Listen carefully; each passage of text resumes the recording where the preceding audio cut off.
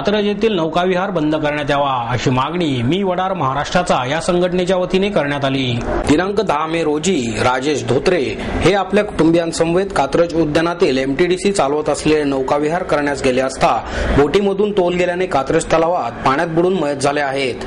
पुणे महानगरपालिकेने त्यांना रितसर नोटीस देऊन सदरची बोटिंग बंद करण्यास सांगितलेले असताना देखील एमटीडीसीने येथील बोटिंग चालू ठेवले आहे। तसेच सदरच्या ठिकाणी एकूण 32 बोट असून त्यामध्ये 4 सीट आसन व्यवस्था असलेल्या 10 बोट आणि 2 सीट आसन व्यवस्था असलेल्या 22 बोट असून नौकाविहार करणाऱ्या नागरिकांना जीवरक्षक जॅकेट्स मात्र फक्त 28 असल्याचे आढळून आले आहे। ते देखील जीर्ण आणि फाटके असलेल्या अवस्थेत आहेत। नियमानुसार जेवढ्या आसन व्यवस्था आहेत तेवढ्या जीवरक्षक जॅकेट्स उपलब्ध असाव्यात, परंतु एमटीडीसीच्या गलथान कारभारामुळे ही व्यवस्था आणि सुरक्षित सुरक्षा व्यवस्था नाही। राजेश धोत्रे यांनी आणि त्यांच्या कुटुंबियांनी जीवरक्षक जॅकेटची मागणी केली असताना त्यांना जॅकेटची काही गरज नसल्याचे सांगून योग्य सुरक्षा दिली गेली नसल्यामुळे राजेश धोत्रे यांचा मृत्यू ओढवला। केवळ जीवरक्षक जॅकेट्स न मिळाल्यानेच या तलावात तोल जाऊन पडल्याने राजेश धोत्रे मयत झाले आहेत।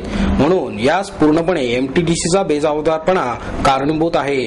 तसेच राजेश धोत्रे यांच्या कुटुंबियांना न्याय मिळवून देण्यासाठी एमटीडीसी प्रशासनावर त्वरित सदोष मनुष्यवधाचा गुन्हा नोंदवण्यात यावा।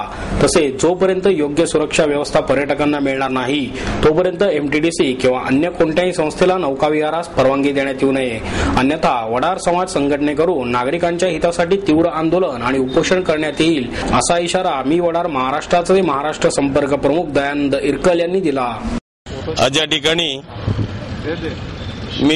मी वडार महाराष्ट्राच्या आमच्या वडार समाज संघटनेच्या माध्यमातून दिनांक 10 रोजी कात्रजच्या तलावामध्ये आमच्या समाजाचा युवक राजेश धोत्रे याला योग्य अशी सुरक्षा न मिळाल्याने त्या ठिकाणी तो तोल जाऊन त्या पाण्यामध्ये पडून बुडून मृत्युमुखी पडलाय। या ठिकाणी एमटीडीसीला कुठल्याही प्रकारचं पुढील मुदतवाढ न देता देखील त्यांची मुदत पैसा कमवण्याचा धंदा केला आणि योग्य अशी सुरक्षा व्यवस्था त्या ठिकाणी नव्हती आणि त्या ठिकाणी जॅकेट ज्या जीवरक्षक जॅकेट मात्र फक्त 30च आहेत। वास्तविक पाहता आसन व्यवस्था 32 बोटींच्या हिशोबाने पाहिलं तर 64 होते, त्याप्रमाणे 64 जॅकेट तिथे आवश्यक होत्या आणि ज्या वेळेस नौकाविहार करताना एखादा पर्यटक त्या नौकेमध्ये बसतो तर त्यावेळी ते जीवरक्षक जॅकेट त्याला घालणं एक कंपल्सरी करणं गरजेचं होतं, कारण तिकीट घेतल्याशिवाय आतमध्ये जाऊ देत नाही। मग जॅकेट न घालता यांना आतमध्ये सोडलं कसं हा महत्वाचा प्रश्न निर्माण होतो। आज या ठिकाणी एमटीडीसीच्या माध्यमातून हे चालणारं बेकायदेशीर असं नौकाविहारामुळेच आज राजेश धोत्रे हा आमच्या समाजातील एक चांगला युवक या ठिकाणी मृत्युमुखी पडलाय।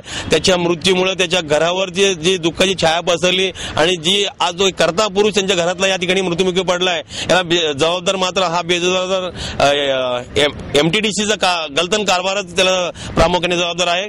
आज या ठिकाणी आम्ही आमच्या समाजाच्या मी वडार महाराष्ट्राच्या संघटनेच्या माध्यमातून आम्ही या एमटीडीसीवर सदस्य मनुष्यवधाचा खुनाचा जो गुन्हा दाखल करण्यासाठी या ठिकाणी एकत्रित जमलोय। आम्ही त्या पद्धतीने या ठिकाणी भारतीय विद्यापीठ पोलीस स्टेशनला आम्ही आमचं निवेदन सादर केलंय। जर योग्य कारवाई करण्यात आली नाही तर आम्ही या ठिकाणी समाजाच्या वतीने मोठं आंदोलन छेडून या ठिकाणी उपोषणाला बसू।